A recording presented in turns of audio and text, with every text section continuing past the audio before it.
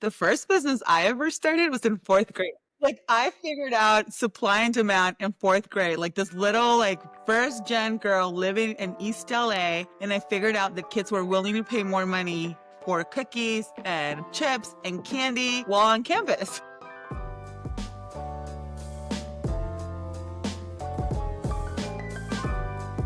Hello, everyone. Welcome. Thanks for joining us today for the Flash Quotes podcast. You don't get your normal introduction from Daniel because he's off on vacation somewhere, I guess, doing fun stuff. I'm Justin. I'm one of the co-founders of Flash Quotes and your co-host. Today, we're joined by Cynthia Hakez of Always Kind. And Cynthia has been a Flash Quotes user for a month or two now. I followed her on social media for a long time. She's had an explosion of growth in her events business. She specializes primarily in coffee carts, but does churro carts, photo booth, and some other exciting services. And Cynthia, I admire so much and really look to for a lot of advice and expertise on, luxury pricing. So we'll talk about that. We'll talk about her journey getting into coffee catering and the events business. Cynthia, thank you so much for your time. Really excited to have you here today. Of course, thank you for having me. I'm excited to talk to the best podcast for mobile catering Yes. in the world. You got it. I guess our tagline has been sticking with you. Daniel always starts with that. You've got such a fascinating story that I've heard in bits and pieces because we've been on, a lot of calls together. Can you take us back to the beginning? Before we started recording, you were just kind of sharing your journey, through college and into like the first business you ever started. Can you kind of take us back and tell us about the beginning of your entrepreneurial journey? Oh my gosh, the first business I ever started was in fourth grade. Whoa.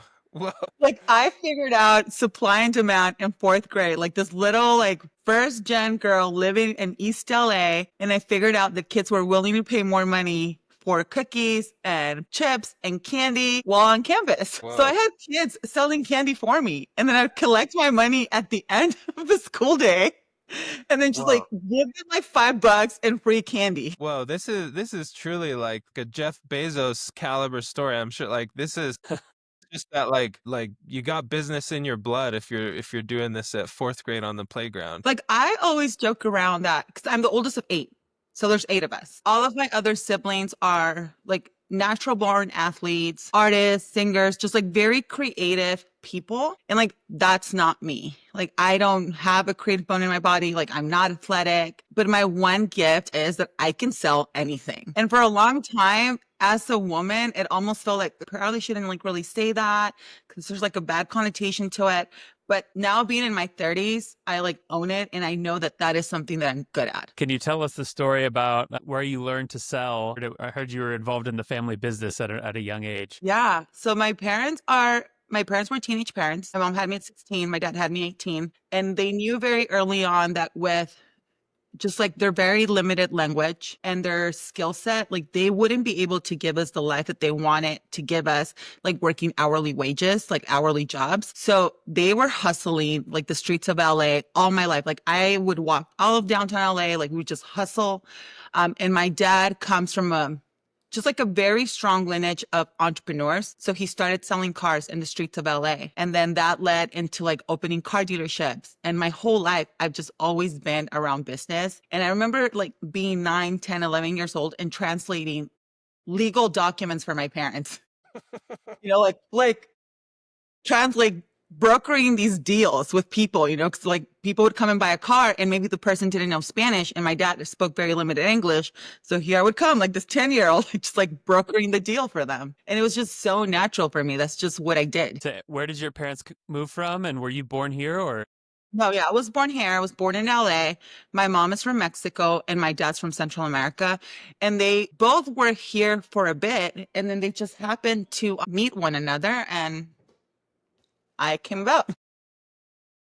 I love it. And so that carried on all through your teenage years. How long did you work? Did you officially work at the dealership where you were selling cars a little bit later on in your teenage years? Yeah. So after college in 2011, I got a job in my field. I majored in hospitality and entrepreneurship. got a job in my field for a company that designed all the hospitality aspects of anything. So like casinos, Disneyland, cruises. If there was a hospitality component to it, we were there designing it and building it. I was the youngest member and staff. So I took care of all the marketing. They were like, hey, you're young. Like, we hear that this is going to be like the thing, right? Like Pinterest, Instagram. I think Instagram rolled out in 2010. So Sounds about right. I remember the VP of the company being like, you're young, you're going to do this. So that was I was getting paid to learn marketing through social media and blogging and all of that stuff. So I stuck with them for about a year and a half. And then I quit my job, moved from Orange County to the Inland Empire. And then my parents had launched the car dealerships a few years back, but it was one of the worst economies we'd seen, right? During that time for all the youngins. The world was falling apart. So we saw opportunity in that all of these big dealerships were closing down and all of these like dealerships were available at a fraction of a cost. Like we could rent a lot for $3,000, where a year prior, that was like a $13,000, $20,000 lease. Wow. Yeah, just like it was a sea of just like empty dealerships. So we learned, we started leasing places and opening dealerships. In the first 2 years, my brother and I worked for free. Like Dang. my parents were like, there's no money to pay you. And only your brother gets the car. Like I don't have an additional car to give you. So we would just show up and work for free.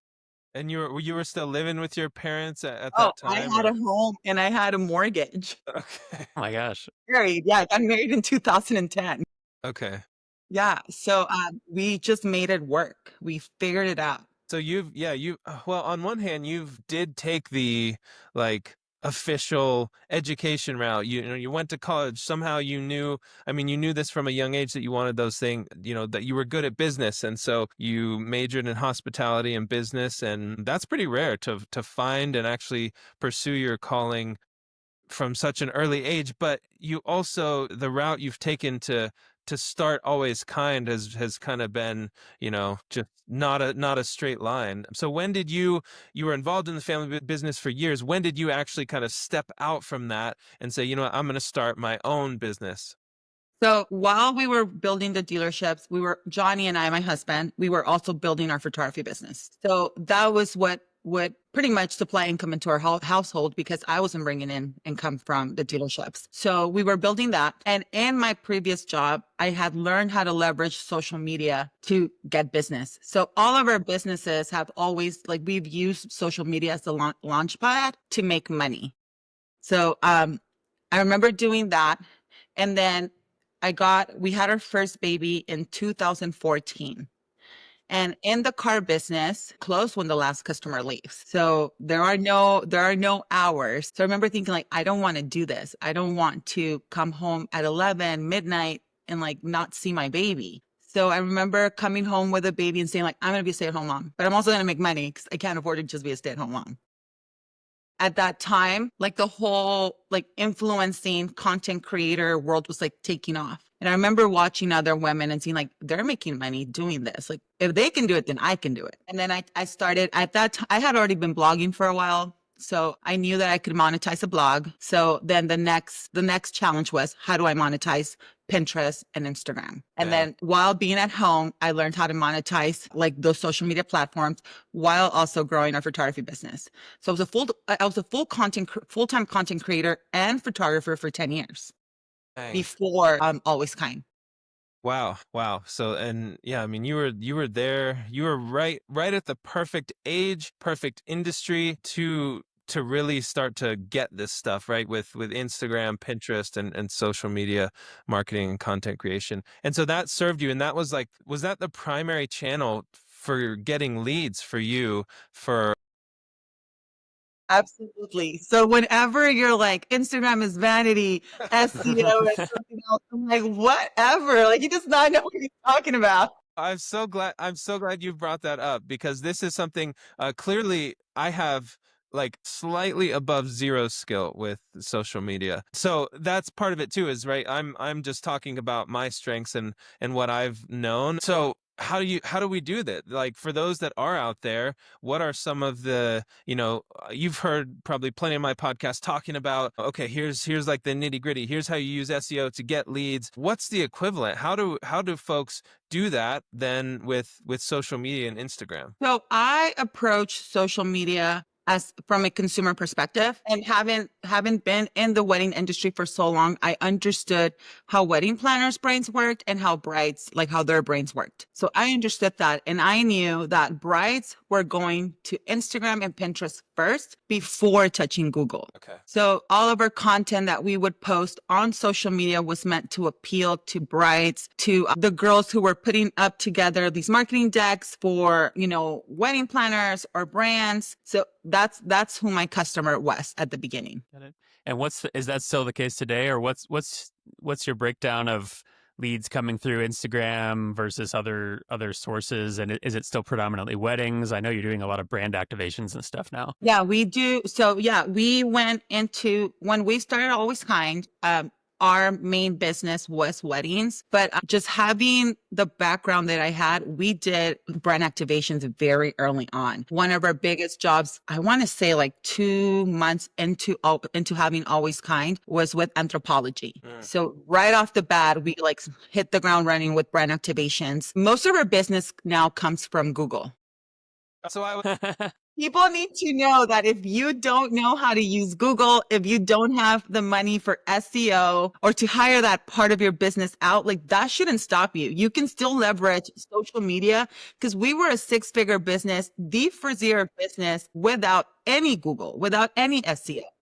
Yeah. So is that how you got your one of the common questions we always get from people starting out in coffee catering and the events businesses is like, how do I get my first leads, right? If I don't have SEO, I'm not ranking on the first page of Google. I can't afford Google ads. How do I get my first few leads? So did you get those through social media, or can you maybe talk us through like how you got your first few bookings?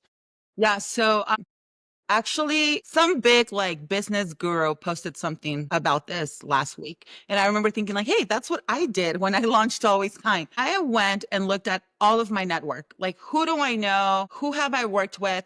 And created this little video with just like a very like detailed but short email or text saying, hey guys, like this is the new business that I'm doing. I'm transitioning out of photography. I'm transitioning out of being a content creator. This is the business that I'm doing, and this is how it can serve you. And I just like sent it out to everyone I knew, email, text, direct message on Instagram. So that's how I started. I got my business into, I wanted people to see it. And then the social proof was, hey, like here are the events I've done, and these are like the photos that I have for the events, because people want to see what you're doing. How is your service going to elevate their event? Awesome. And I actually, if we could go back just a little bit, because this is fascinating stuff. I love a lot of what you said, but if you could take us back to why you got out of the photography business, why you transitioned and pivoted to Always Kind, because that's a pretty crazy story too, right? Yeah. So Johnny and I love coffee. Like, we're coffee geeks. All of our trips revolved around the coffee shops that we were going to visit. I wanted to open a coffee shop, but it's the same story for a lot of us, right? Like, we didn't have the funds to throw $150,000 at a shop build and then get started with the coffee business, right? So we decided, okay, we're going to do photography and we'll figure it out.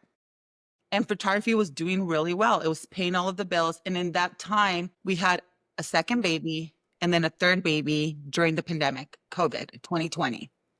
So 2020 rolls around, and most of our business is either brand work or weddings. Two of like the industries that were affected, like by the pandemic. In California, venues were shut down. Product for brands was being held up at the port. So we had no access to any of this, and we had no work coming in. And we had 2 kids and a newborn. Wow. So in that season of life, I didn't have the grit in me to do what other photographers were doing to keep their business afloat. I just didn't have it. Like, my energy was making sure that I had a healthy baby, that I stayed healthy, and then like I took care of the 2 boys that I had at that time. So we pivoted, and in California during that time, sidewalk birthday parties were all the rave. So people were spending thousands and thousands of dollars on a sidewalk birthday party where people would drive by. They would drive by the party. Yeah, they would drive by the party, and it was like a no contact thing, right? Mm-hmm. So I was like, well, what can we do? What can we do to be part of that? Right. So we actually launched Always Kind with photo booths. We did these like touchless photo booths that people could take photos and kind of leave like an album of themselves for the guest. I mean, for the host. And it was touchless. Like they would just use their phone and like, hey guys, happy birthday. And the next person. So as things started opening up, we already had a pretty strong clientele that wanted to throw parties. So then we launched our tap cart, which is a cold brew cart, because we didn't have the money to throw at an espresso machine, all of the things. I remember asking someone who had an espresso cart and asking them like, hey, like, how much did you spend on this? And he was like, oh, like we spent like $15,000. And I don't know why I didn't do the research. I think in that season of life, so much of my energy was going to like, okay, I got to take care of my family.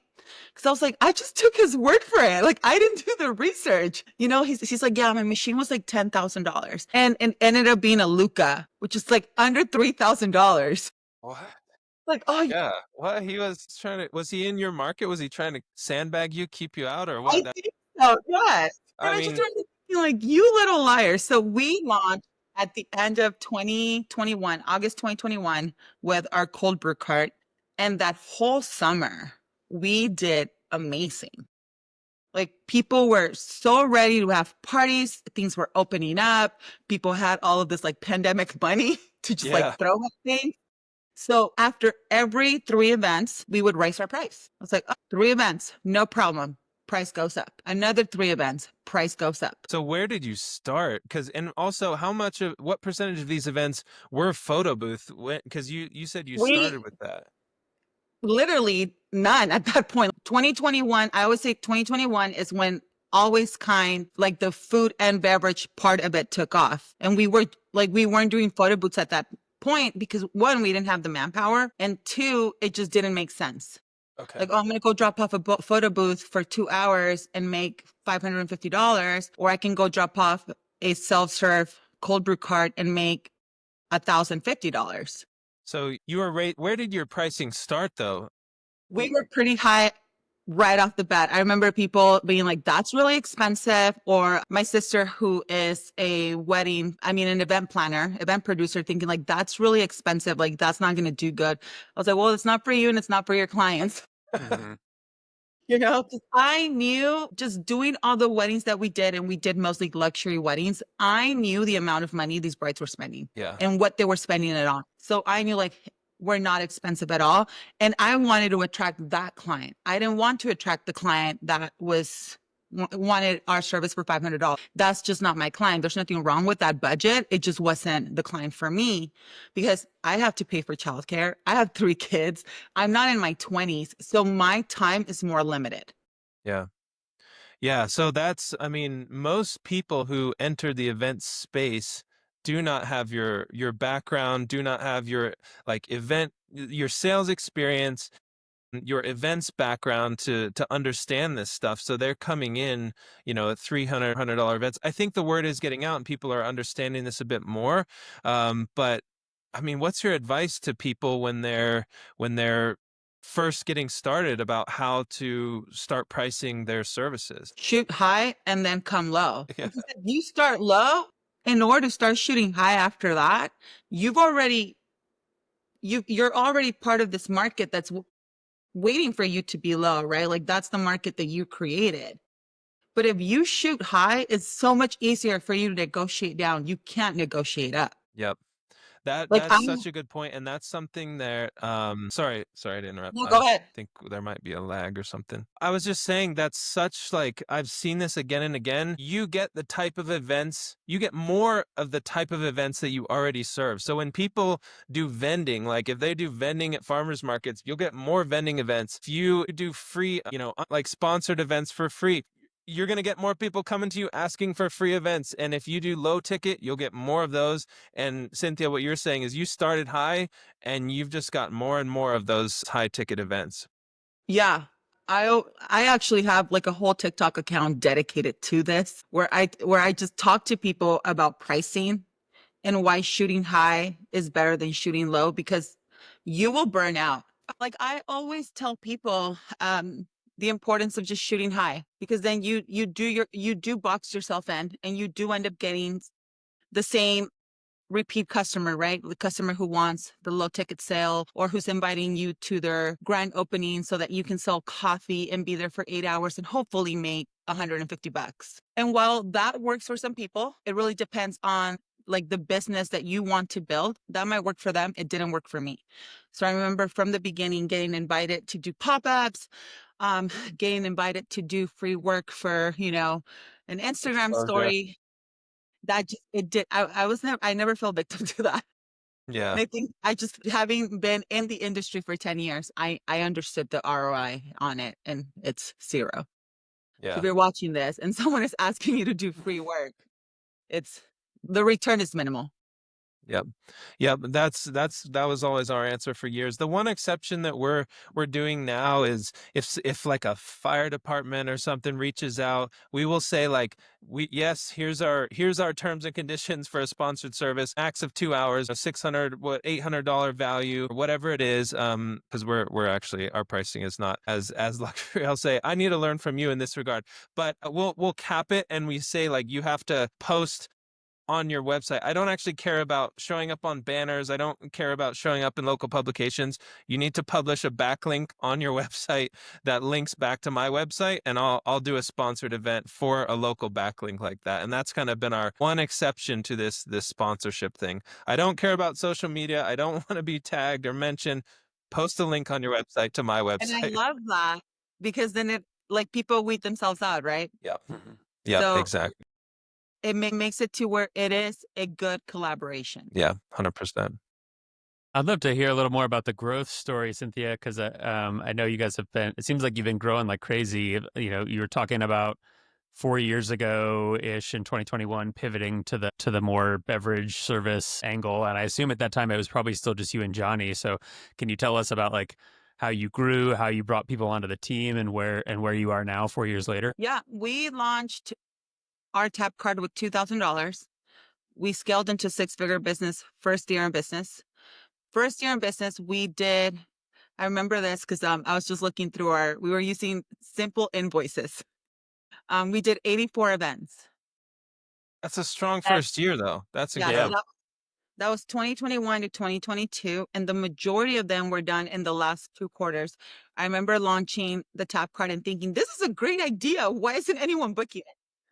So we didn't get a booking for, I want to say like a month and a half. In my head, I thought we were going to be booking by the week after. Mm. So 2021 to 22, that's year one. Then 2023, we did 252 events. Awesome. So a huge, huge growth. And then at this time, we had already added an espresso like setup. And then right 3 months into having our first setup, we went into our second setup, then our third setup. So we started growing really quickly and the business was paying for all of it. We weren't using any credit cards. We didn't have any loans. We didn't have any money coming in from anywhere. It was the business paying for all of it. So we felt broke a lot. All this money, but we have none of it. So 2023, I remember thinking, we are tired. We have 2 kids, 3 kids. I was homeschooling my children at that time. And I Wow. Oh remember thinking, wow. I am exhausted.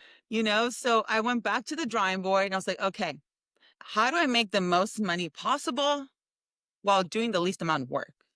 So 2024, we came down on events and we did about 208, but then we doubled our revenue. Doubled your revenue from the year before with Yeah, from fewer events. 2023 to 2024, doing about 50 less events.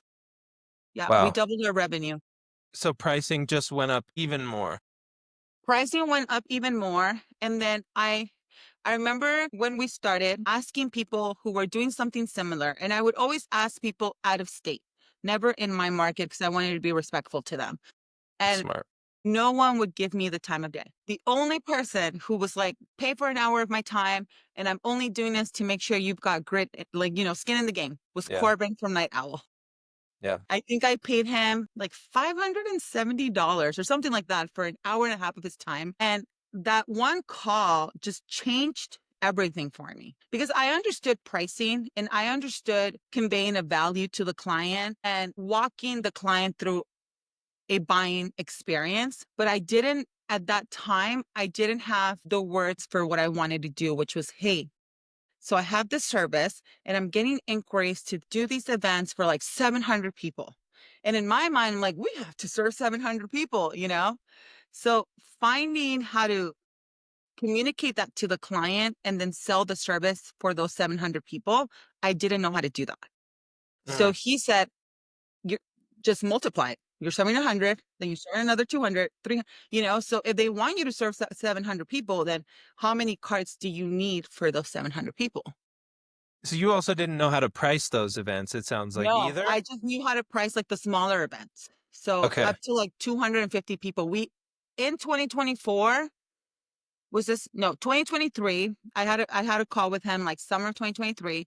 That's when all of these like big events were coming our way. Like we had the Dodger Foundation wanting us to do like their annual gala that brings in like 2,000 people. And I didn't know. I was intimidated by the number. Once he just gave me that little piece where it's like, it doesn't matter how many people are attending the event. Your card has this capability. You let the client know and you let the client decide. The power is like they have the power.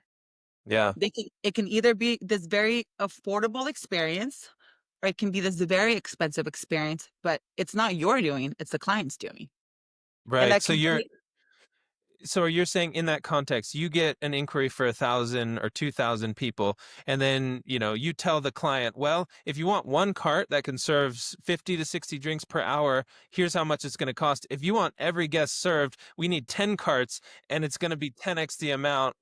Choose your own adventure. Is that what you're saying? pretty much, yeah, that's Yeah. how we approach these events. And I love it. clients have two options. They can either we need these many carts for our base service, which is 2 hours, or you can extend the hours and we can be there for, the whole day. And then you don't need as many carts, but now you're having to pay per hour, per barista, per cart. I think that's so important. I think so many people do struggle with pricing. It's one of the most common questions of like, how do I price this? And even in all the Facebook groups, that's like the number one most asked question is like, how much do I charge? I got an inquiry for this. How much do I charge? And I love what you said there. You kind of break it down, let the client, thanks. Shout out to Corbin. Thank you. So many great operators now. They've all had calls with Corbin, which is a common denominator. Maybe one day we'll get him on here. Corbin, if you're listening to this, I'm still thinking about you. Open invite. Yeah. Waiting for this bromance. So was there any other, going back to like your pivot that increased your profitability and your revenue a ton, was that pricing shift the main driver? Or was there any other tips or tricks that you implemented that kind of helped you achieve that record year? No, that was the main driver because then that was affecting everything, right? I would get the inquiry, I would get the lead, and then I wouldn't respond right away because I didn't know what to respond. I know. So from the beginning, our response time has been like 30 minutes. I always tell people when people ask, well, how many hours do you work? I'm like, if you're looking for balance when you're launching a business, this is not it. If you're looking for like the 9 to 5 structure and I get these breaks and I get this lunchtime and I get this paid time off, this is not for you. Because my personality is very much like, I'm like tunnel vision. So if I'm up at midnight responding to a client, I'm up at midnight responding to a client and it's perfectly normal to me. And I know it's not normal, but it is for me, Yeah. So 30 minutes and I took care of all sales aspect of our business. I took care of it. I still kind of do. I'm starting to let go, but just understanding, being able to reply to those big leads right away, just literally lead, communication, get paid. Because most of these people are in a hurry to get a vendor booked because it is such a big event. And to have the vendor who's like, oh yeah, I can do that. Like we do that all the time. it just gives them that confidence and they feel secure. Like, all right, it's one less part of our business of the event that we have to worry about. Totally. Yeah, I think that's an important call out too about like what is the schedule of a business owner, right? If you're, my feeling is if you're the kind of person who really wants to like not have to think about work at all after 5 p.m., maybe like a regular corporate job is a better fit than for you than entrepreneurship. And it's not that as entrepreneurs we work 24/7. It's just that you kind of need to be able to like pounce whenever something needs your attention at all hours of the day, and then find your rest between pouncing. So the business is woven into the fabric of your life. You can't escape it after 5 o'clock. And that's all I know. I mean, my whole life, that's all I've ever known. And I thrive in it and I love it. And I can't see myself doing anything else. The Yeah. idea of clocking into a job, there are no words. I can't articulate. Yeah, no, absolutely not. I can't do it. Yeah. Naval Ravikant has this phrase that once you taste entrepreneurship, you become unhireable, because no 9-to-5 job could like pay you enough to make you give up that freedom, right? Like I would have to be paid such a ridiculous salary. It would never make sense. Yeah. Like I remember our biggest booking was when we first started the business was in 2022. I was out in the Central Coast with my kids, just having fun somewhere by the beach, enjoying life. And I got an inquiry from an Amazon warehouse. These Amazon warehouses bring in thousands of employees a day. And Yeah. they do a lot to keep employees, like in hopes of employee retention. So I remember sending out the quote, and it was for $55,000 Heck yeah. at the beach with my kids. And I remember thinking, like, she's gonna think I'm crazy, but what she's wanting, that's the cost of it. Not an hour later, I hear like she had No way. paid. No, like there was no back and forth conversation. There was no nothing. It's like, oh, there's the money. And we require 50% down. So $55,000, half of that was in my bank account while I was hanging out with my kids. That's So crazy. when That's people are so like, cool.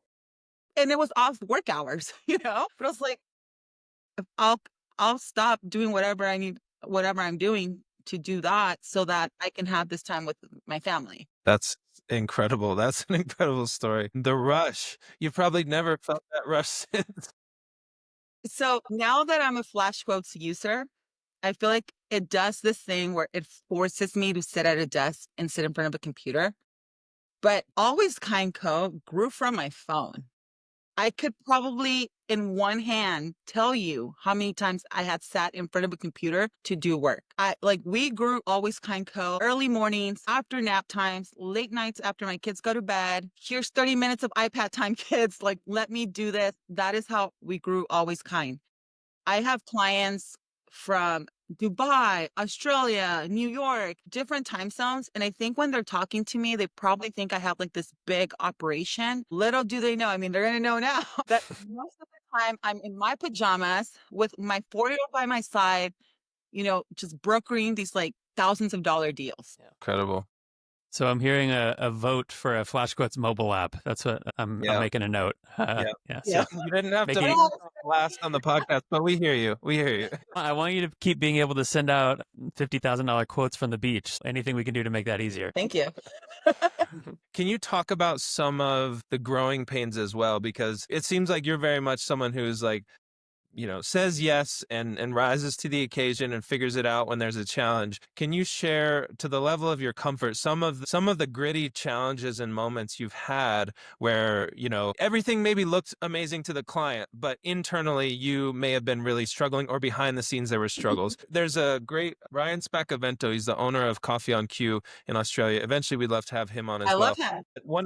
He's amazing. I love him. Incredible businessman. And one of their mottos for their business is be the duck. And what that means is like, ducks, when you see them on the water, they're just like cruising just calmly and serenely across the top of the water, but underneath, right, their feet are just flapping wildly and to propel them to where they want to go. And so I've always loved that. That's such a powerful way to convey that idea of like, sure, maybe you looked to the client, they never do different, but behind the scenes you were struggling. Can you share some of those moments? That's every moment. Yeah. Oh my gosh. Okay. So being the oldest of eight puts me in a very particular situation where I had a good pool of people to like pick from, right? We're all entrepreneurs, we're all self-employed, and then they all have spouses. So if like a brother couldn't work, I'm like, well, what about the sister-in-law? So initially, when we first started and we started scaling, I was using my siblings and my in-laws and a sister's boyfriend and a nephew, a cousin. We're just family. Yeah. I outgrew that circle pretty quickly. Yeah. Yeah. So then came the next challenge, hiring people and hiring people that like I can't give you a full-time job. I can't promise you part-time hours. So I feel like that's going to be the challenge of our business till the end of time. Yeah. Finding the right people who are willing to, all right, we got to run, we got to hustle so that when we show up to this event, you are there to serve and you are doing it because you love hospitality, you love giving people an experience. One of like the biggest, I remember, oh my gosh, there are so many, I don't even know where to start. I remember we had an event with Smashbox Cosmetics and we get to Santa Monica Pier. We're having the event in Santa Monica and we were missing a few of the items that we needed to produce this activation. At this point in our business, we function very much like a like an activations agency. And we use coffee and dessert to promote whatever our client is wanting to promote. And I remember we were missing all the plumbing system to our espresso machine. So one of our employees, he was new to the job. This was his third event. We have crates and all of our crates are labeled. He just grabbed the wrong crate and it didn't have any of our plumbing system. Like all of the stuff in that crate didn't even belong to that event. So we had two issues now, right? We don't have the stuff for this event and our next team is not going to have the stuff that they need for their event. No. So the whole time, our client that hired us, like they're running high too because their client is Smashbox and they have a lot of pressure on them. So I remember thinking like, dude, what are we going to do? Like we don't have enough time to go get the stuff that we need to get. It's early morning on a Saturday, nothing's open. So I literally start like on Instagram contacting local coffee cart operators and saying, Dang. look, I know you don't know me, but I know you understand what I'm going through right now. Can I borrow your stuff? Like I will pay full price for it. I just need to borrow it for a few hours. I'll give it back to you and I'll pay you whatever it's worth. And I had one coffee cart operator be like, hey, like I've been following you for a long time. I live like 20 minutes from Santa Monica. I'm bringing you the stuff right now. Wow. Wow. Yeah. And our client knew nothing. Our client were just like smooth sailing, everything's fine. But inside, I was dying. That is one of the worst possible feelings as a business owner to like feel to be missing critical equipment like that for sure. I think I've told the story where I did something similar. I was driving hours. I looked in my back seat. No coffee grinder. You're just like dead in the water. So I guess your social media stuff came through for you then as Yeah, well. it Because always you comes wouldn't be through. able to do that on Google, probably. This sounds like shade. It comes through every time. Yeah, No, yeah. So that's cool. that's one of them. We recently had an event with anthropology. All of our cards have different tops because we do have different services. So the base is the same. The top, pertains to whatever service we're doing. We didn't have Different a cutouts and things like Mhm. that, you mean? We didn't Yeah. have a coffee cart set up. So we didn't have the cutting for our pitcher rinser. So we had to stick it under the cart. And we're Uh, just like rinsing our pitchers under the cart. And like I positioned it on like some boxes for like straws and napkins. We're like, we've got to make this work. The client didn't know. The client didn't know that I kept having to like, stick my hand under the cart to rinse our pitcher. But we made it work and the client was happy. And then we're like, oh, we have so much more working space. yeah, Yeah, that's so cool. I always tell our team, whatever issue you are having, this is where you got to figure it out. Like Yeah. call me, let me know, but don't call me asking for a solution. Like you've got to figure it out because you are there. We have all of these systems, all of these softwares for troubleshooting. This happened, you can do this. But a lot of the times, I know even for myself, a lot of times you don't even think about those things. You're just like, oh, what do I do? Who do I call? So a lot of our lead baristas, I say, don't call me, figure it out, and then let me know what's going on. Because this is the only way you like bring out the golden people. At least that's what what we believe. This is the only way people shine. They've got to figure out the issue, they've got to troubleshoot, and they got to rise to the occasion. Like there's no backing out. Yeah.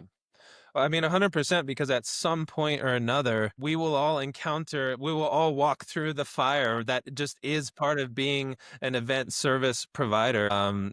I mean, there's no training for it really. Like it's kind of just this something that emerges out of like who you are and your past work experiences, maybe, generally more work experience and events experience can help people learn this stuff a little bit. But at some point you're not, your card's going to come up and you're going to just have to like, search from deep within and bring this out of you to find a solution. And it's not something that, even you as the business owner can necessarily do for them when they're on site. So, And whenever we bring in a new person, I let them know, if you thrive and just like like knowing exactly what's going to happen, then this is not the job for you.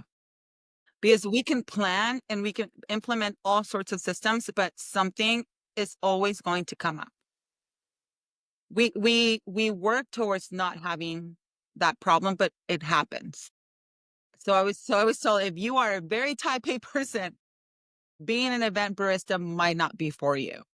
You might be better, like behind the scenes, helping us prep, helping us with sales, because things just happen, especially where we're positioned, where we're having to drive long distances to our events because we cover such a big market of Southern California. Maps can tell you're going to get there in an hour, and then an hour has gone by and now it's telling you it's going to take another hour to, yeah. just having to figure that out and navigate through that. Yeah. Yeah. The other piece there is, um, try try to not have a single point of failure where it makes sense. Like, for years we did at Goodheart, we just had kind of a single point of failure, aka one water pump, one pitcher rinser, one portafilter. And so after a while, we for sure got rid of those single points of failure. So, and they live in different boxes, by the way, because just like you're talking about, people have forgotten full boxes. And so we need the backups to be in different boxes. So hopefully they didn't forget two. So we have, multiple redundancies where it makes sense. Obviously we can't take two espresso machines to every event, but those the ones that are like $50 to $100, that, what's $50 to $100 when you don't have to refund 500 plus, right? That could come from a single failure, a single forgotten item, if you weren't able to DM somebody on Instagram to run you one, right? So that's my other encouragement, is do not have a single point of failure as much as you can avoid it. Through that event, I started thinking about a lot of the prep stuff more like a mom and less like a business owner. I was like, if these were my kids, I would have had backups.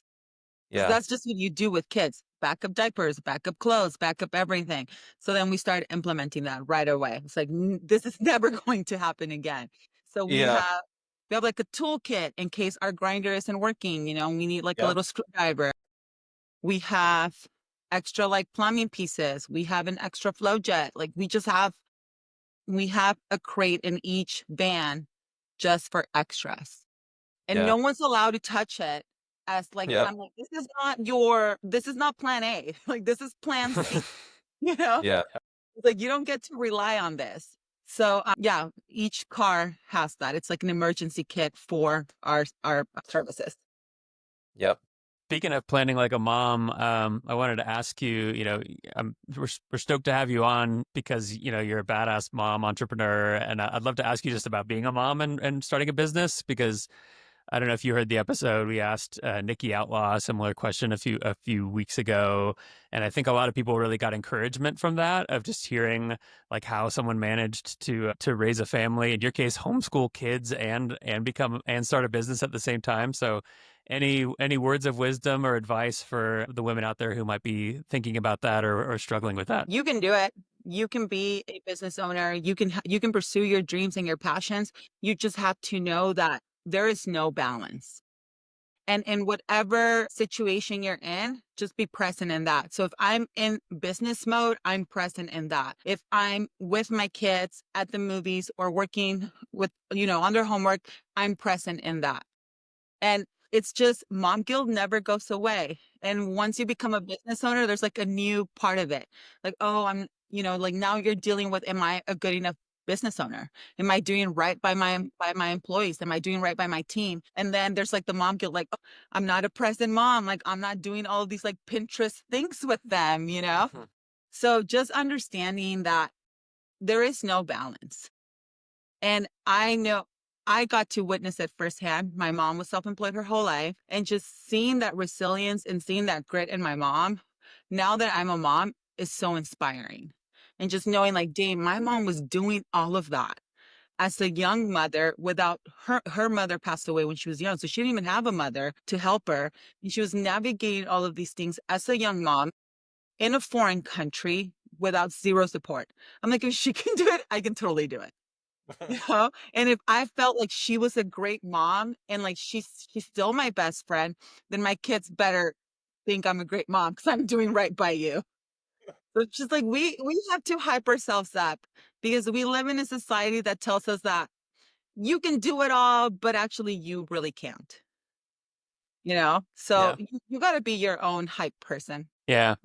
There's a quote I like that's just it goes like, there is no work-life balance, there's just life. And the idea of work-life balance makes it seem like they're competing with each other, where you need to figure out a work-life harmony, right? Where they can kind of coexist, and you can just find what feels right to you as a mom and as a business owner. And then my challenges and the challenges of all moms are different than the challenges of men or fathers. I have Yeah. never heard anyone ask my husband, who has the kids when we're at an event? Oh, Yeah. all the time. I was like, Yeah. Yeah. you were just talking to him. You didn't ask him. So Yeah. it's different. The challenges are different. Yeah. Cool. And you were a long time HoneyBook user, Yeah. power user. Switching to flashcodes, of course, learning a new system comes with some challenges. What were some of the things that you really love about flashcodes that made you switch that HoneyBook maybe didn't have? So initially, I was like, what did I do? What did I do this for? But I was already there. I was like, I'm committed. I'm going to walk through Yeah. this. For us, the operations part of it has been transformative in our business. Like my team depends on it. They're like, send us the event brief. We need the event brief. Like they can't function without it. Like I'll sometimes text them the information. They're like, no, send us the event brief. Okay, I'm sending it over. So I think it just helps them to feel secure in what they're doing. And if that takes away from me having to be involved in every event, it's worth having to transition over and the growing pains that came from transitioning over. Because Yeah. learning new software, learning a new system, having to do things differently is hard. Yeah. It was a lot of work. And there were times where I was like, I'm done. I'm done with this. Done with Flashbots and Google. I was like, why don't they have a phone app? But now I can't like I went back into HoneyBooks as we still have it. Like we're facing out. And I was like, there's so much going on in here. Like, why? So Yeah. it's just growing pains. So for those of you who maybe haven't, done a Flashquotes demo call with me, the event brief is basically the document that the team uses, the baristas or on-site staff uses to go service the event. So it's got everything about it. There's 6 sections from the first, which is the prep and loading at your headquarters, where your equipment's stored. Then it goes into like the travel portion of, where you're going, who to call, where to park and unload. Goes into setup, breakdown, service, and then travel back to the headquarters. So it's like the central brain for anyone who's actually going to service the event. It transformed our operations too when we started using it. And what's so powerful about it is that it's going to stay up to date with whatever, Cynthia, whatever, of course, this, whatever you have in your system. If there's any ever event changes or invoice adjustments, timeline adjustments, it's just going to instantly telegraph those adjustments to the event brief. So your staff will never have outdated information, because if you update it in Flashquotes, the event brief is instantly going to have that, and so that they are clued in. Whereas, what did you used to do before, which just text them I used to information? text people. Yeah, I used to text people, and then I would try to be ahead of it and text them a couple of days before the event. But then the morning of the event, they're like asking me for all the information. And I'm like, I Yeah. texted, I was prepared. I texted it to you. So now they know, like, oh, I just go to the event brief, and anything that changed, they're able to see if the cart matches the event. They're able to Yeah. make sure the cups match the events, because we've had that happen before where, like, Yeah. we had a branded event and they took the wrong cups to the wrong event.